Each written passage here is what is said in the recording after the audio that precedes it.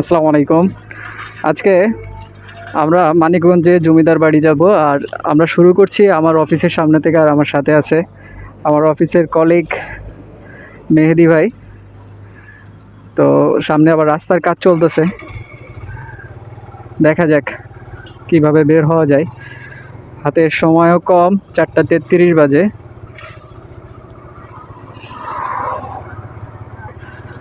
বিসমিল্লাহির রহমানির রহিম। লা ইলাহা ইল্লা আনতা সুবহানাকা ইন্নী কুনতু মিনাজ জালিমিন।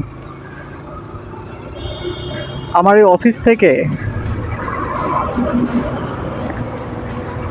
প্লেসটার দূরত্ব হচ্ছে 19 কিলোমিটার। তো আমরা এখন যাত্রা শুরু করেছি।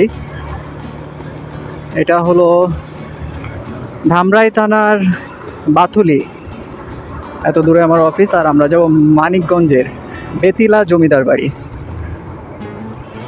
মোটো ব্লগ, এবং সাথে ওখানে গিয়ে আপনাদেরকে দেখানোর চেষ্টা করব আসলে জমিদার বাড়ির রহস্য কী, কেন এই জমিদার বাড়িটা, এবং এর হিস্ট্রিক্যাল কিছু ইনফরমেশন আপনাদেরকে দেওয়ার চেষ্টা করব। তো চলেন রাইডটাও এনজয় করা যাক। কিন্তু আমি এনজয় করতেছি না, কারণ রাস্তার কাজটা খুব বেশি ভালোভাবে করা হয় নাই। রাস্তার অবস্থা এমন থাকলে গাড়ির টায়ারের অনেক ক্ষতি হয়। এটা হলো, ব্যথা পাইছেন, বাথুলি বাজার। আর এই রাস্তাটা হলো ঢাকা আরিচা হাইওয়ে, এই নামেই চিনে সবাই। আগে যখন যশোর যেতাম তখন কিন্তু এই রাস্তা দিয়ে যেতাম, যেহেতু বিশেষ করে মাওয়া রাস্তাটা হওয়ার আগে আমরা এই দিক দিয়েই সবাই যেতাম, এবং ফেরিঘাটে বিশাল একটা জ্যাম, এনজয় বলেন কষ্ট বলেন উপভোগ করতে করতে যাইতাম। ফ্যামিলির সাথে গেলে ওই ফেরিঘাটের জ্যামে বসে মুড়ি ভাজা, চানাচুর, ডিম এগুলো খাইতেও ওই সময় অনেক মজা লাগতো। ছোটোবেলার স্মৃতি। 320 টাকা দেন।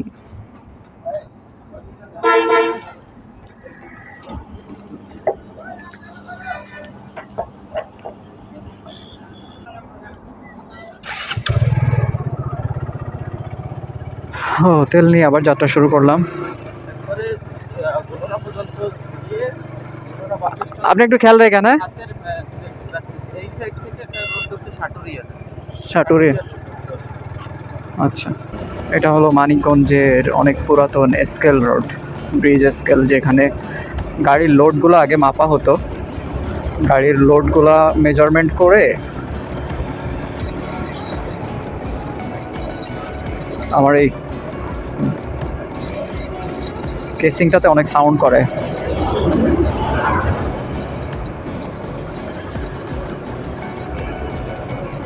এই যে ব্রিজ স্কেল, এটা অনেক পুরাতন, আমরা অনেক আগে থেকে দেখেছি।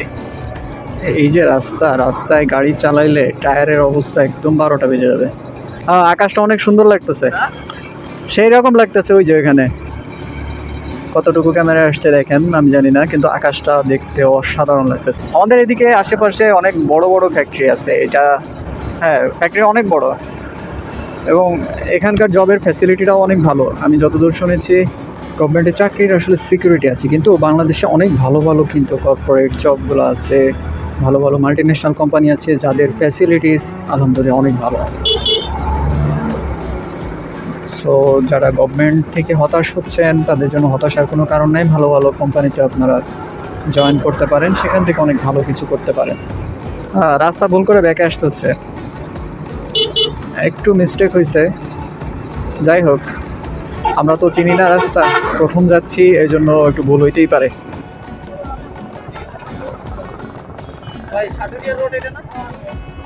আচ্ছা ভাই, থ্যাংক ইউ। এই জায়গার নাম কি? না, এটা নয়াডিঙ্গি বাস স্ট্যান্ড। এটা নয়াডিঙ্গি বাজারে আছি আমরা এখন। একটু রাস্তা ভুল করছি অবশ্য, যদিও টাইম কম, 5টা বেজে গেছে। যায় যদি না ঢুকতে পারি তাহলে এই যে তেলের টাকা আর আমার 2 ঘন্টা পারিশ্রমিকের টাকা, এটা আপনি দিবেন। হ্যাঁ, যাই ভাই, ঠিক আছে,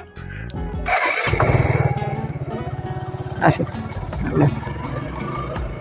আমরা বালিয়াটি জমিদার বাড়ির কাছাকাছি চলে আসছি। আর এই যে বাংলাদেশের সুন্দর সুন্দর এই মসজিদগুলা, এই মসজিদগুলো কমপ্লেক্সগুলো প্রত্যেকটা থানায় আসলে আছে।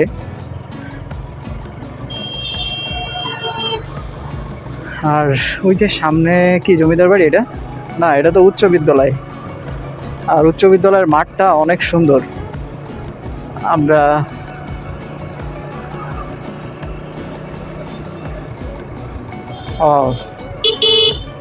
এটাও একটা পুরাতন কমপ্লেক্স, ঈশ্বরচন্দ্র উচ্চ বিদ্যালয়।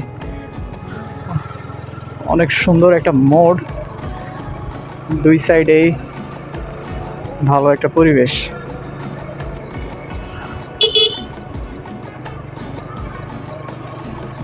আমরা খুব কাছাকাছি চলে আসছি, যদিও 5টার ভিতরে ঢোকার কথা। গুগল ম্যাপে দেখেছি 5টার ভিতরে ঢুকতে হবে, না হলে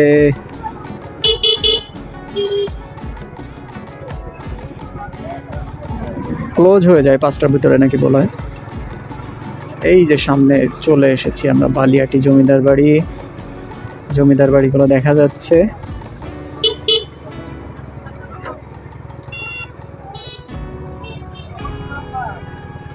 ও,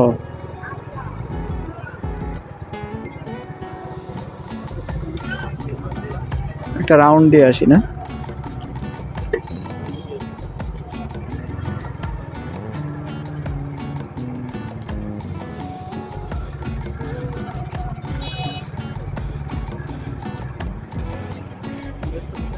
এই পর্যন্তই শেষ। জমিদার বাড়ি পুকুর। এখন কথা হচ্ছে আমরা কি ঢুকতে পারবো কি না। সব থেকে মেন কথা হলো এইটা। আর ওই যে ভিডিও নিচ্ছে দেখা যাচ্ছে, অনেকেই আসছে। আমরা এখানে গাড়িটা পার্কিং করি, পার্কিং করে মোটো ব্লগিং ক্যামেরা থেকে এখন আমরা হাতের ক্যামেরায় ফিরে যাই।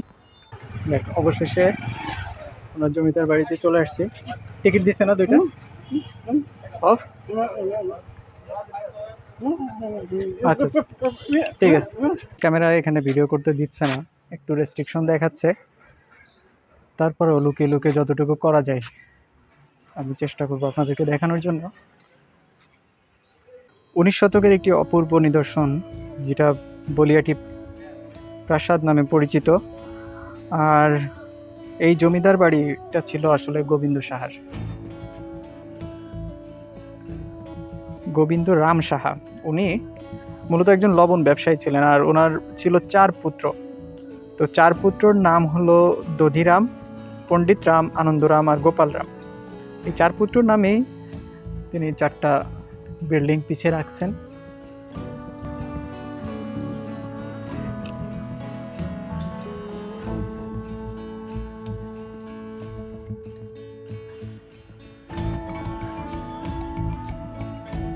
জমিদার বাড়ির এখানে জায়গাটা কিন্তু বেশ বড়।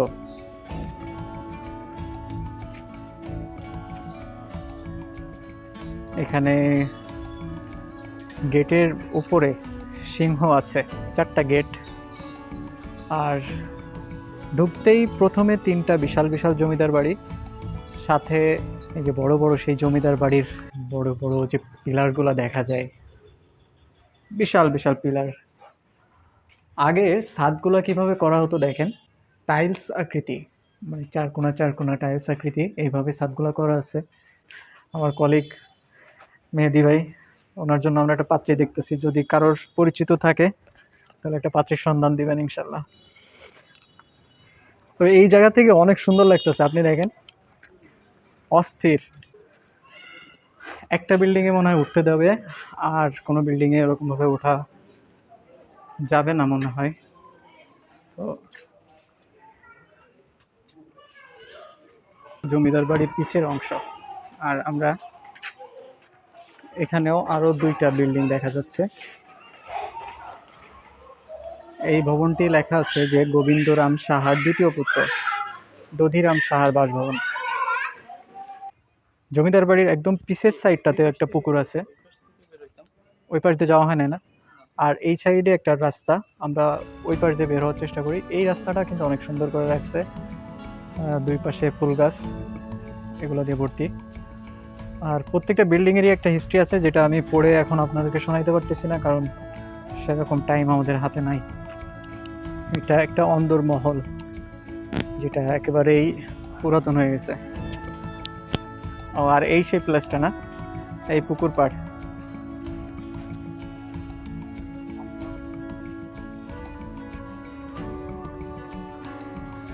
এই যে আমরা 7 ঘাট বিশিষ্ট পুকুর পাড়ে আছি, আর এই ঘাটে বেশ অনেক শাপলা ফুল ফুটে আছে। এখন 6টা ঘাট আছে, একটা ঘাট ওই সাইডে ছিল যেটা নষ্ট হয়ে গেছে, আর এখানেই বাউন্ডারি ক্লোজিং। সব দিকে যাচ্ছি না, কারণ সময় অনেক কম আর ক্যামেরার চার্জও কম।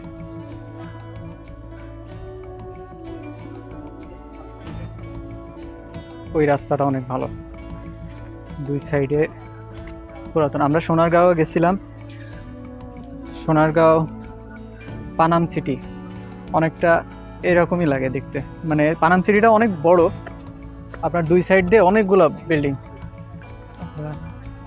একদম পুকুরের পাড় দিয়ে ওই পাড় দিয়ে দেখি।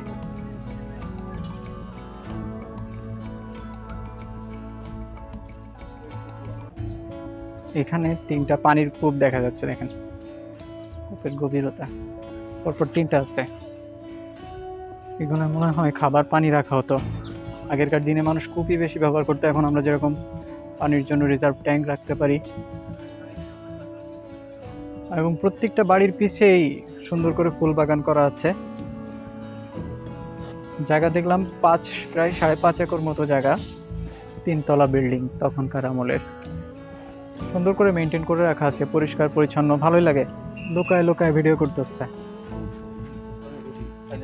হ্যাঁ, বেশি সময় নাই, আমরা লোকায় লোকায় ভিডিও করতেছি। যতটুকু ভিডিও হচ্ছে ক্যাপচার, ততটুকুই আপনাদেরকে দেখানোর চেষ্টা করব।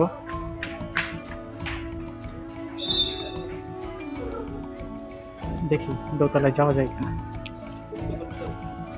চলেন 2 মিনিটের ভিতরে। এখানে একটা সুন্দর সিঁড়ি আছে, কিন্তু এটা একটা মিউজিয়াম মতো। ও বাহ, এর ভিতরে তো দেখি শুধু লকার আর লকার। জমিদার মনে হয় মোটামুটি ভালো বড় লোক ছিল না। আর লোহার সিন্দুক, সবগুলো 18 শতকে নির্মিত।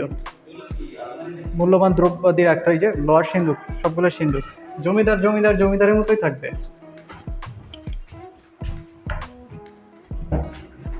আর সিঁড়িগুলা পুরাপুরি কাঠের। জমিদার বাড়ি এমন তো হবেই না।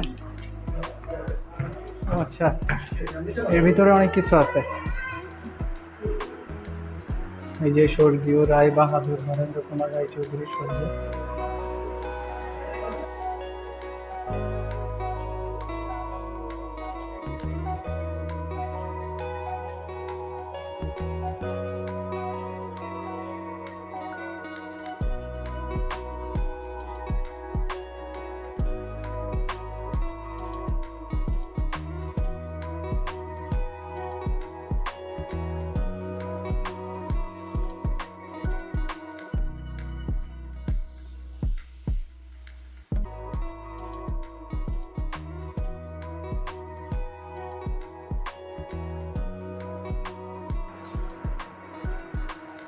এটা কি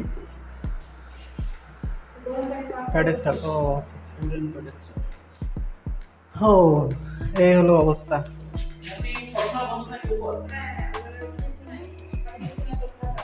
আচ্ছা চলেন,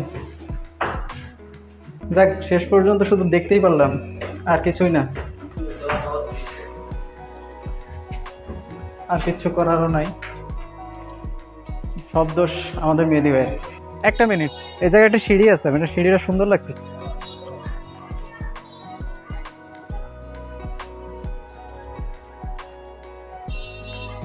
সিঁড়িটা কিন্তু অস্থির, দেখতে বেশ ভালোই লাগতেছে।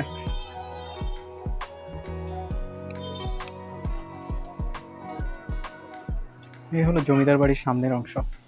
আমি খুব লুকায় লুকায় ভিডিও নিচ্ছি, কারণ ভিডিও আমার ক্যামেরা দিয়ে ভিডিও করতেই দিচ্ছে না, ক্যামেরার চার্জ কম। তো আমি এখানেই শেষ করব, কারণ ভিডিও অত বেশি ভালো নিতে পারি নাই, যতটুকু পারছি ততটুকুই দেখাচ্ছি, কারণ ভিতরে ক্যামেরা নিয়ে ভিডিও অ্যালাউড না। তো আপনারা যদি এখানে আসতে চান তাহলে অবশ্যই একটু সময় নিয়ে আসবেন, কারণ বেশি সময় না নিলে ভালোভাবে দেখতে পারবেন না। ভিতরে অনেক কিছু আমরা আসলে মিস করেছি। আর টিকিট টিকিট কত নিছিল? আচ্ছা, পার পার্সন টিকিট আপনাকে নিবে 30 টাকা করে। আর আপনার এখানে যদি বাইক কিংবা কিছু নিয়ে আসেন তাহলে পার্কিং ফি নেবে 25 টাকা। আজকের মতো এ পর্যন্তই। নেক্সট ইনশাল্লাহ কোথাও না কোথাও দেখা হচ্ছে। সে পর্যন্ত অবশ্যই আমাদের সাথে থাকবেন। আল্লাহ হাফেজ। আসসালামু আলাইকুম।